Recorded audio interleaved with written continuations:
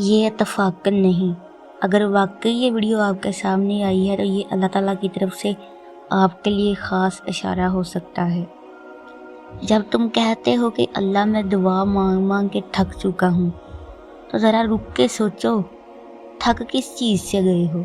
کیا اللہ سے مانگنا بوجھ بن گیا ہے، یا وہ صبر جو تمہارے دل کو تنگ کر رہا ہے؟ یاد رکھو، تم تھکے نہیں ہو، تم بس امید کھو بیٹھے ہو، اور جب انسان امید کھو بیٹھتا ہے تو وہ اللہ کی رحمت کے دروازے بند ہوتے محسوس کرتا ہے، حالانکہ وہ دروازے کبھی بند نہیں ہوتے۔ حضرت علی رضی اللہ عنہ کا فرمان ہے، مایوس وہی ہوتا ہے جو اپنے رب کو پہچانتا نہیں۔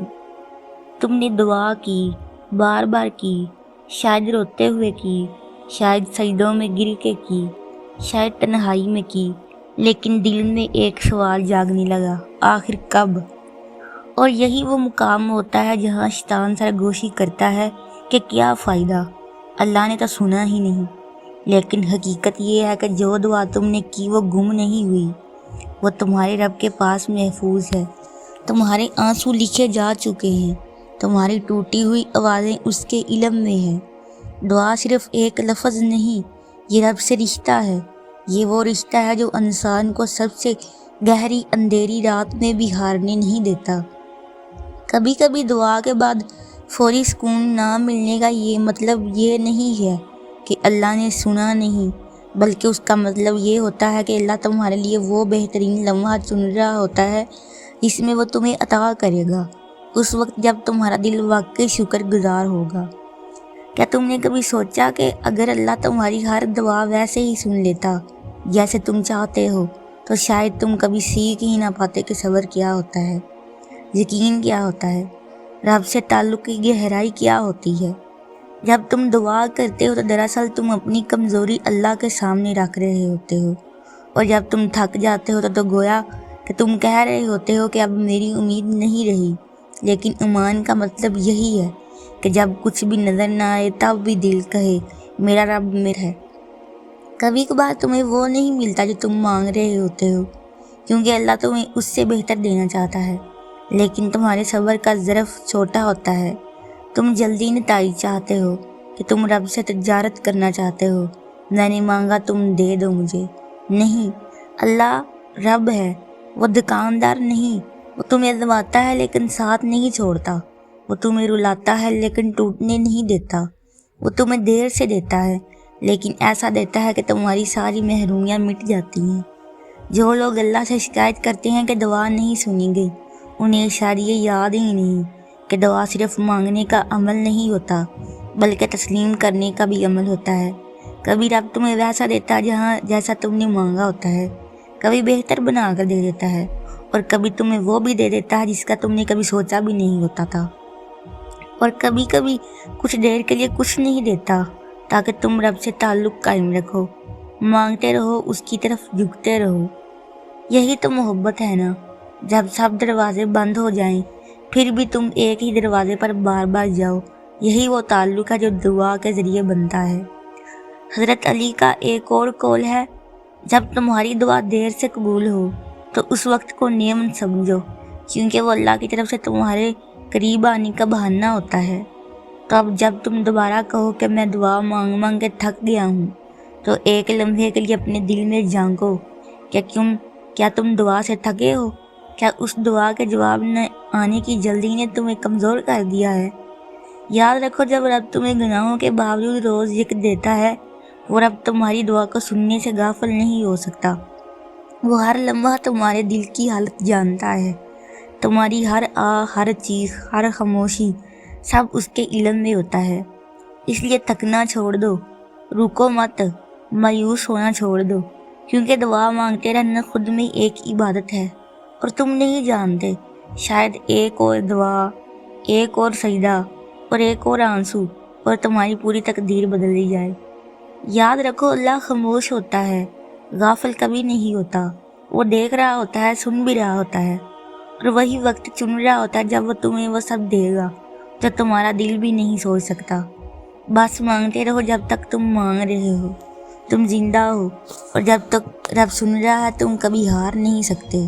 کبھی تم نے رات کے آخری پہر اپنے دل کی حالت دیکھی ہے؟ وہ وقت جب ہر چیز خاموش ہوتی ہے اور صرف تم ہوتے ہو، تمہارا رب اور تمہارا دکھ۔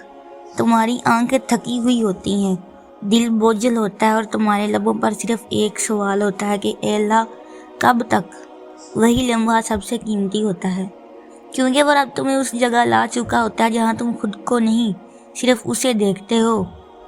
وہ تمہیں ٹوٹ کر بکھر کر اس کے سامنے گرانا چاہتا ہے تاکہ تمہارا غرور، تمہاری ضد، تمہاری مایوسی سب دھل جائے۔ یہ دنیا تمہیں سمجھاتی ہوگی کہ جلدی میں سب کچھ ملنا چاہیے، لیکن اللہ تمہیں یہ سکھاتا ہے کہ جو چیز دیر سے ملے وہ دل کو سجدے سکھا دیتی ہے۔ جو دعا راتوں کو جگائے وہ دعا صرف مانگنی نہیں جاتی، وہ دعا تمہیں رب کا عاشق بنا دیتی ہے۔ تم کہتے ہو کہ اب دل نہیں کرتا مانگنے کو، لیکن تمہارا دل خود تمہیں دھوکہ دے رہا ہے، کیونکہ تمہارا دل تو تب بھی اللہ کو پکارا ہوتا ہے جب تم کچھ کہہ بھی نہیں پا رہے ہوتے۔ تم خاموش ہو جاتے ہو، لیکن تمہارا ٹوٹا ہوا سکوت بھی اس کے عرش تک جاتا ہے۔ حضرت علی رضی اللہ تعالیٰ عنہ ایک جگہ اور فرماتے ہیں، تم جس چیز کے لیے رو رہے ہو وہ یہاں تو تمہارے مقدر میں ہے، یہاں تمہارے حق میں نہیں۔